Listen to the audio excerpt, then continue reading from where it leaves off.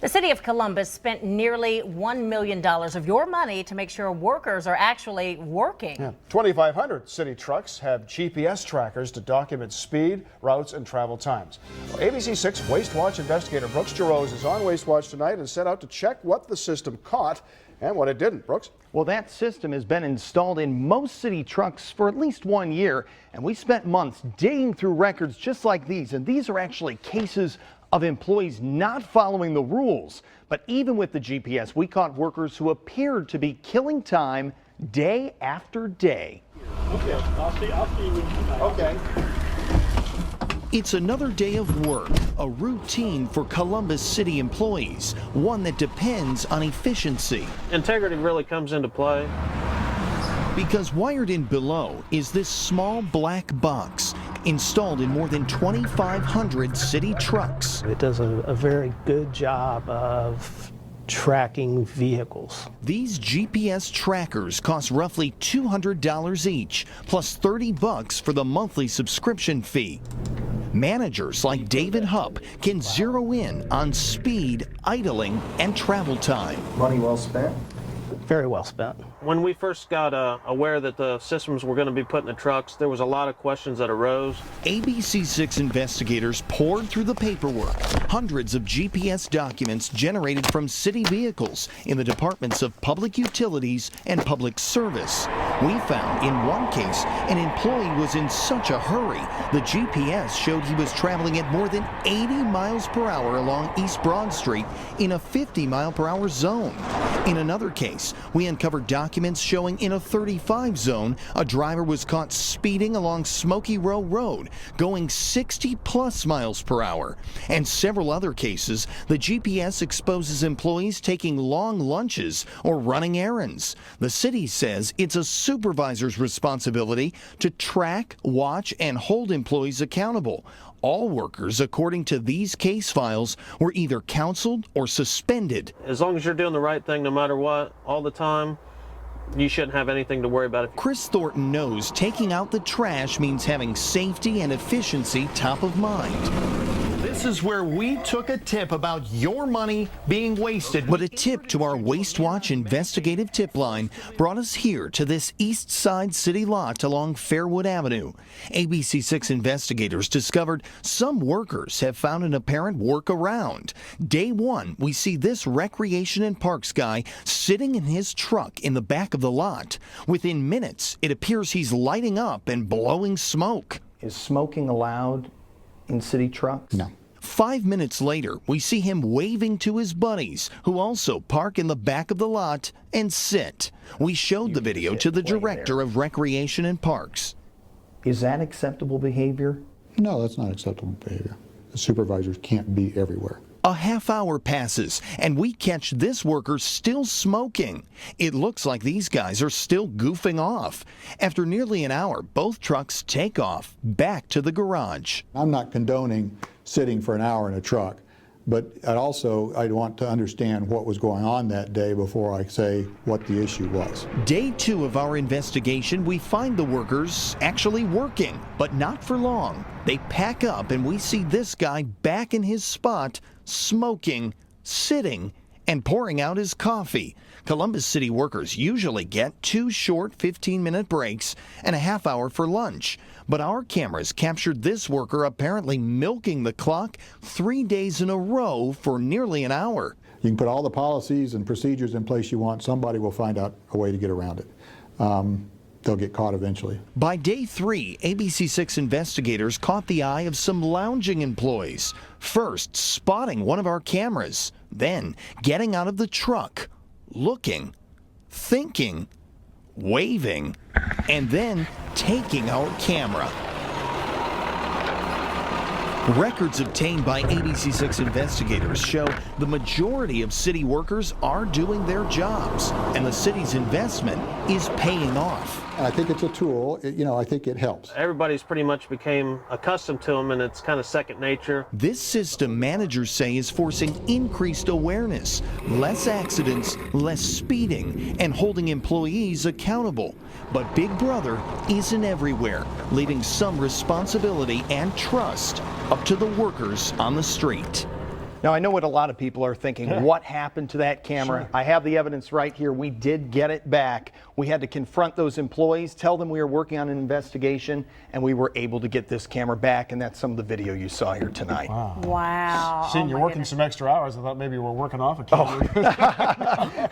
Well, 2 months worth of paperwork there. Yeah, that's a lot to go through. It really Yes. was. What happens next to the workers that you found apparently not working? Well, we have presented all of this evidence that we have to the Director of Recreation and Parks. We have even invited him in to look at it. So far, we don't know if any action is going to be taken, but they say this is something they take very seriously. The state is spending millions of dollars in rent to lease downtown buildings. All while other state-owned buildings sit empty, including one in the heart of Columbus.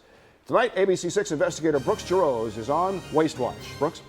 Well, the former home of the Ohio Department Job and Family Services is part of a 3-building complex. It was built with federal dollars in 1964, but since 2006, no state workers have been inside. Still, money is being spent to maintain that big empty building. It's the sight and sound of growth. That part of downtown is really taking off. Mark Conti represents business owners downtown as part of Capitol Crossroads. He sees Columbus evolving, investing, and changing. I think we're also going to start seeing more demand for office space. But what hasn't changed is one big building. 145 South Front Street sits 7 floors high. It's been sitting empty for nearly 8 years, and you're paying for it. Hey, Yolanda just got off the phone. We're taking your A call to our ABC6 Waste Watch tip line pushed us to investigate. We were denied access into the former Ohio Department of Job and Family Services building, but we wanted to know what was happening inside. This pile of paperwork shows public money racking up as rates go up year after year. Even though no one works here, electricity lights up certain hallways, stairways, and rooms. Gas bills show heat and air is blown throughout the building month after month. Water is on and flows to all floors, while wastewater and sewage is pumped out. Maintenance crews routinely replace lights,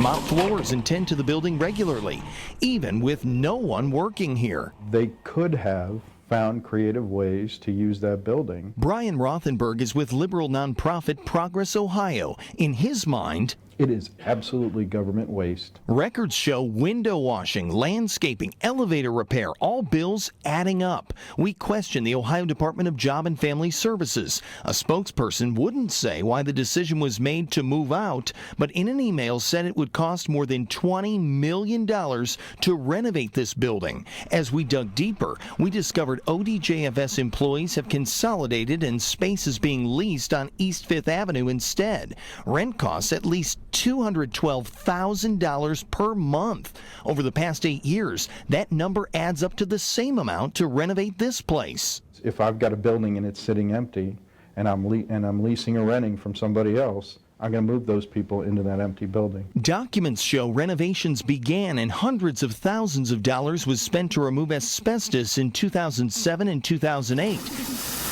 But that later came to a sudden stop. The state only offered an explanation through email saying Ohio is continuing to look at the best options for that building as to whether it should remain as a state-owned property or sold and repurposed through a private developer. What this white elephant shows is that the state of Ohio has this space, but there's absolutely no pressure on government to do anything about it. This location at Town and Front Streets is costing nearly $100,000 each year just to maintain.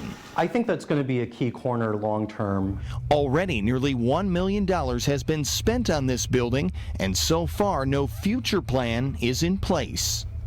I spent 2 days emailing senators and state representatives here in Franklin County. Not one of them got back with me or spoke on this subject. I also made calls to Washington about the building and never got a clear answer as to a plan or who is ultimately held accountable for that building just sitting empty. Now, are they interested in selling it? Anyone interested in buying it? We asked the state that. They told us there have been some inquiries, but then when we asked for documents, they said, well, we don't have any documents, so it's nothing serious, it sounds like. I had this was posted on my Facebook page, and you probably heard it too. This makes you wonder just how many other buildings there are like this sitting empty. Well, that's a good point. And the problem is No one wants to address this. Well, we do want to talk about it. Yes. So we requested the documents, have 300 some documents our team is looking over now of every piece of property the state owns. Yes. And we're going to find out where all this money is going, and it's our tax money. ABC6 investigates. Columbus City Schools paying out millions in overtime. Tonight, investigator Brooks Jarosz asks why the biggest chunk of cash is going to school bus drivers. With more than 700 routes, Columbus City school buses are busy. It's easy to see after ABC6 investigators uncovered expenses and payouts for employees. In total, $8 million in overtime, with $6 million spent on transportation. Anything after the bell rings at night is overtime. Anything. We questioned Transportation Director Steve Simmons. He says most bus drivers are protected under a union contract, giving them 10 hours to drive beginning the moment they clock in.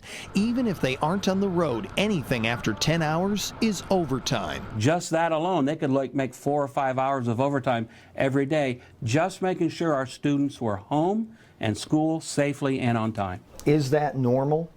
When you're short drivers, that is normal to have all hands on deck to drive. For comparison, we looked at other districts in the state of similar size. Cleveland paid out about $1.5 million in overtime to transportation staff. Cincinnati has a contract with an outside vendor, but district-wide only spent $1 million in overtime.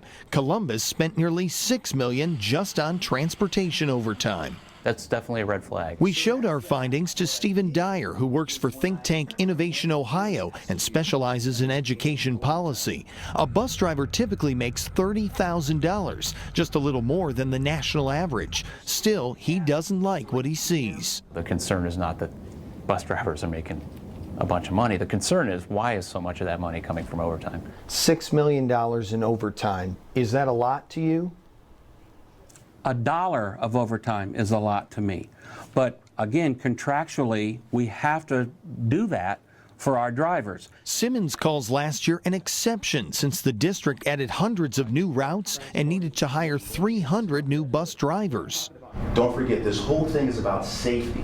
Training classes are intense. 5 weeks with only half of the people interviewed actually becoming bus drivers. A major reason why across the state there's a driver shortage. I think some people just think that you come in here, you just get behind the wheel and you start driving. G. Jamal Ford has spent years behind the wheel and now trains others to be responsible and careful drivers. Safety is the key here. He says there are lots of reasons people decide to drive for Columbus City Schools. Some people are here for, the benefits. Some people like the schedule. We found last year one transportation supervisor added $36 grand to her salary, which took her to $101,000 for the year.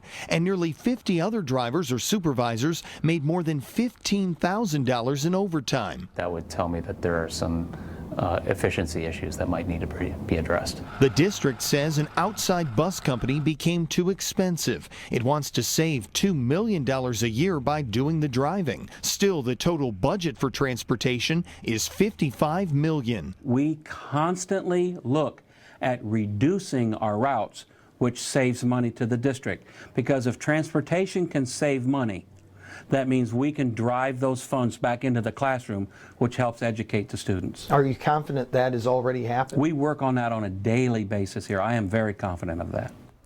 The school district says hiring more drivers and paying benefits would actually be more costly than simply budgeting and planning on millions in overtime.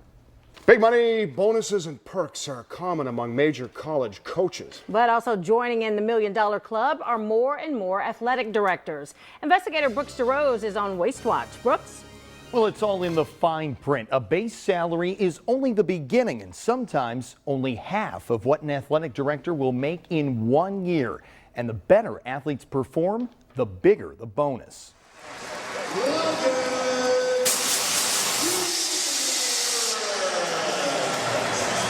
National champion for a third time, Ohio State wrestler Logan Stieber wouldn't even take the credit. Got great coaches, great training partners. He may be attending the university on scholarship, but the biggest reward for Stieber's success isn't going to his coach. How are you? It's going to athletic director Gene Smith. That reward is an $18,000 bonus as part of Smith's contract. He just received an extension in January. In addition to a $940,000 base, Smith gets $200,000 for public relations responsibilities. I want to stay here, and so now I have security and the ability to have stability. Then there are the bonuses, up to $120,000 for OSU winning national titles, up to $60,000 for a team's good grades, and $50,000 for successful business advancement as university vice president.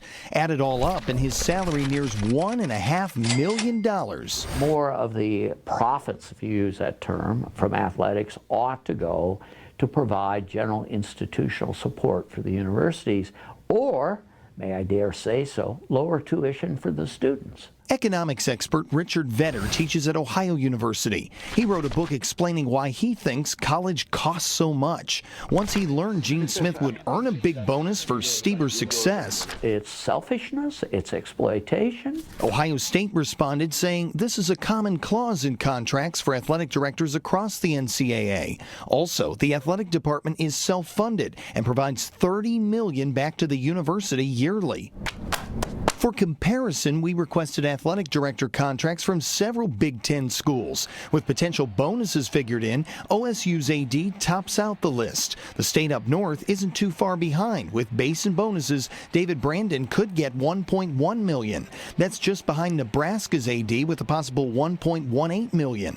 Wisconsin is up there too at $1.1 million. I think intercollegiate athletics in general is out of control. Former Marshall Assistant Athletic Director David Ridpath has firsthand experience. It's really, really nice.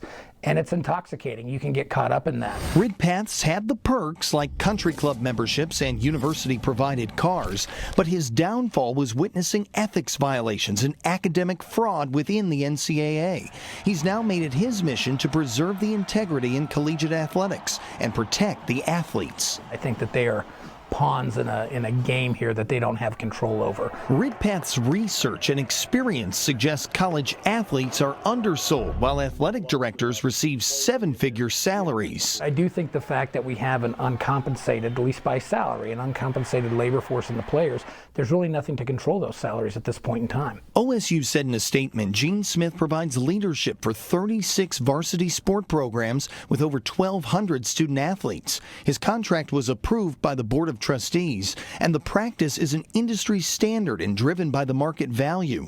We found most AD contracts work in an automatic annual raise of $25,000 to $100,000, and with no cap in place, some are making more than college presidents. Meanwhile, great job by Stieber. Athletes' performance determines whether or not they'll have to pay for their education. Gene Smith declined our request for an interview, but his secretary tells me he is pushing for reforms within the NCAA system to reward athletes. Smith is expected to roll out his plan very soon. I'm investigator Brooks Jarosz, Fox 28 News. All right, thank you, Brooks. The city of Columbus outsources work costing taxpayers hundreds of thousands of dollars. And in one case, the highest bidder was awarded a contract. Investigator Brooks Jarosz is on ABC6 WasteWatch tonight. Brooks? Well, this city webpage is the portal for all companies looking to do business in the city. But as our investigation found, it's not perfect and in some cases could be costing you more. ATEC, can you hold, please? Upholstery work is ATEC's specialty. Our reputation stands for itself. We're a family business, been here for 35 years.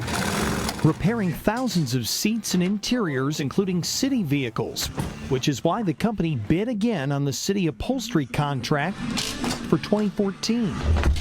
But in the end, this year's deal was awarded to a different company, Tritex. It makes no sense to me. I can't figure it out. According to this bidding webpage, Tritex had the lower bid, but ABC6 investigators examined the fine print, uncovering added costs buried along the side. For example, Danny Jones at ATEC could reupholster a seat, including parts, labor, and delivery for $409.50. Tritex at $616.92. That's a difference of more than $200. Where I come from, that's wasting money. And that's taxpayers' money. It's my money, that's your money, that's your money. That's all our workers' money, that's everybody's money being wasted.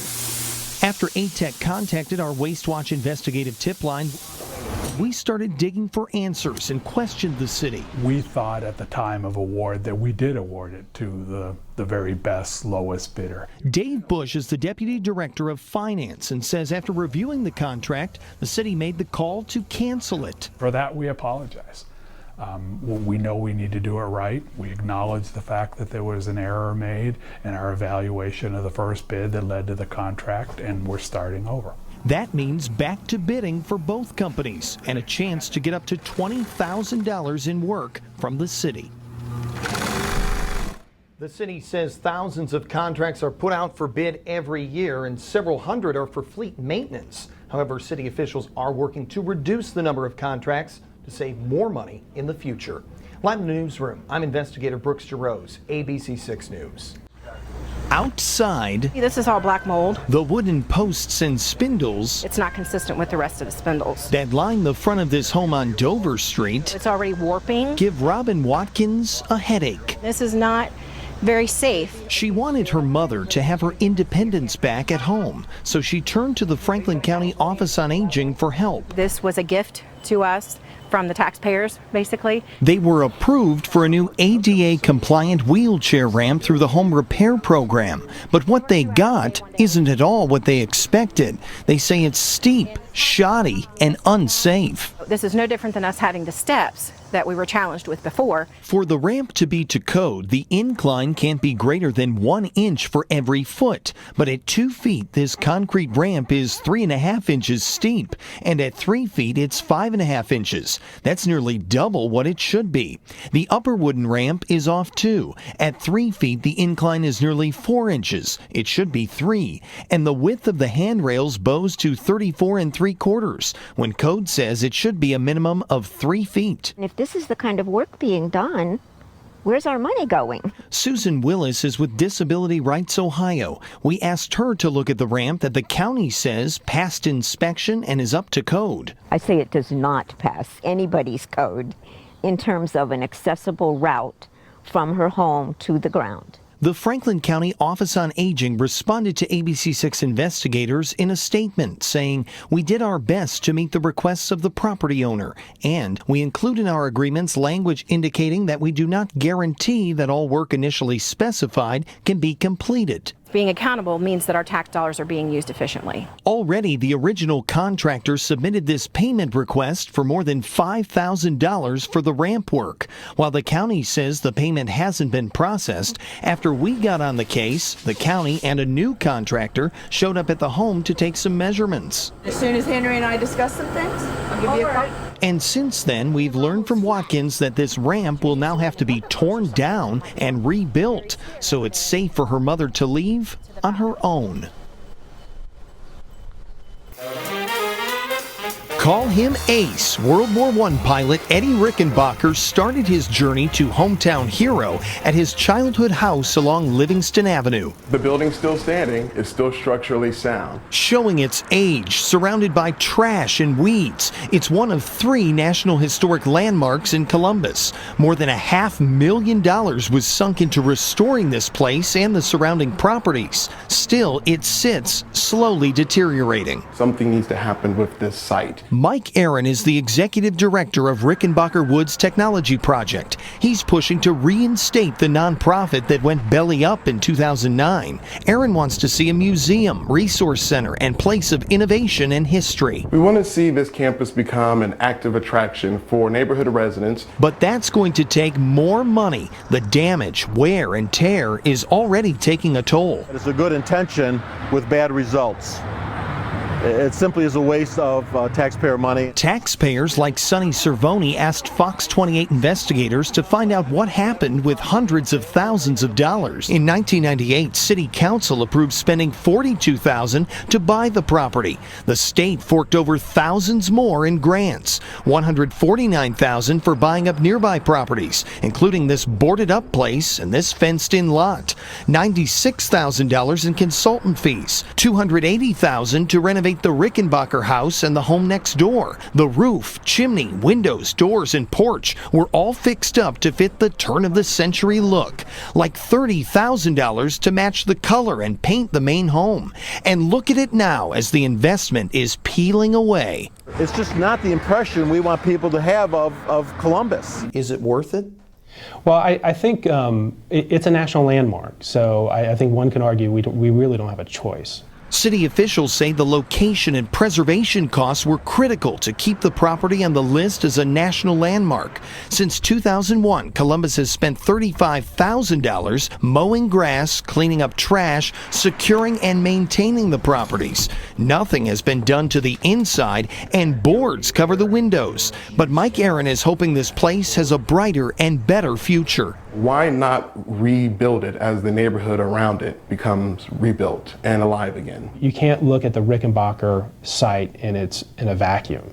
You have to look at it through a community-wide redevelopment approach to the area. The effort still may be a tough sell. Initial estimates in 2001 called for $8 million to make the museum and restorations come to life. This time around, we're at the very initial stages, so a dollar amount I can't put on it. But giving up the fight wasn't something Eddie Rickenbacker would have done, leaving the site's future up in the air.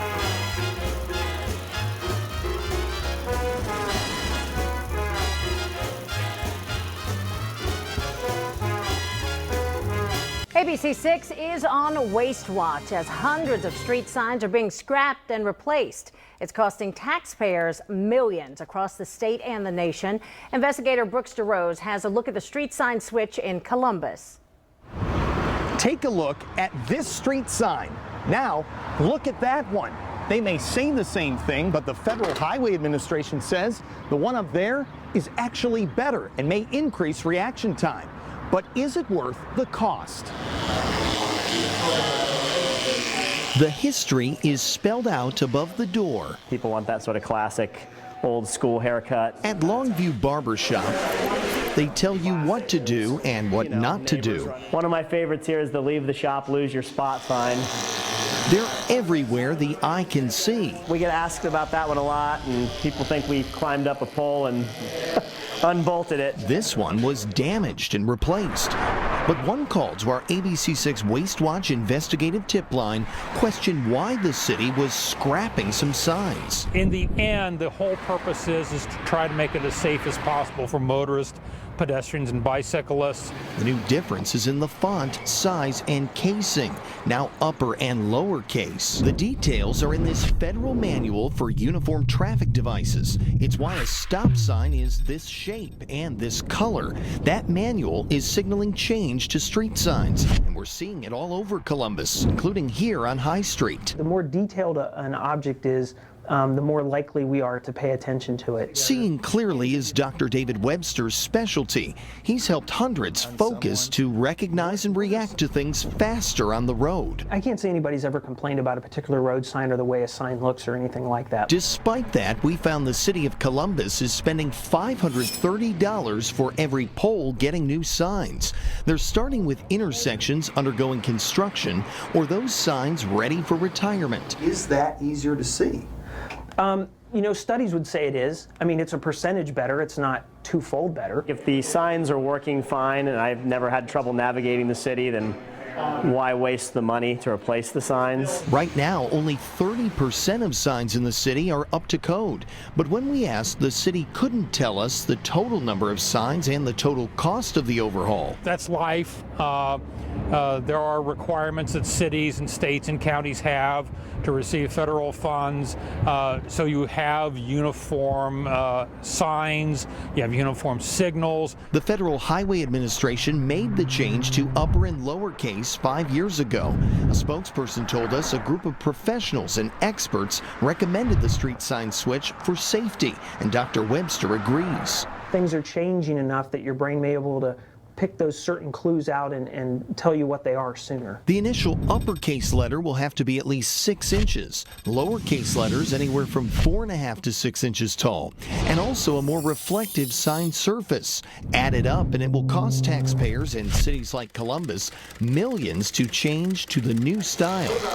It's coming out of everybody's hard-earned pay, their tax dollars, to replace a bunch of signs that I don't think I've ever heard anybody complain about in the first place. There is no deadline for these signs to be replaced, and the city says it's in no hurry to do it. It only took one tip, and we started investigating. You're looking live inside the ABC6 On Your Side Help Center. If you know of misspent money, of government waste, give our ABC6 investigators a call, 614-481-6848, or send us an email, tips@abc6onyourside.com. I can also be found on Facebook and Twitter. In Clintonville, I'm investigator Brooks Jarosz, ABC6 News.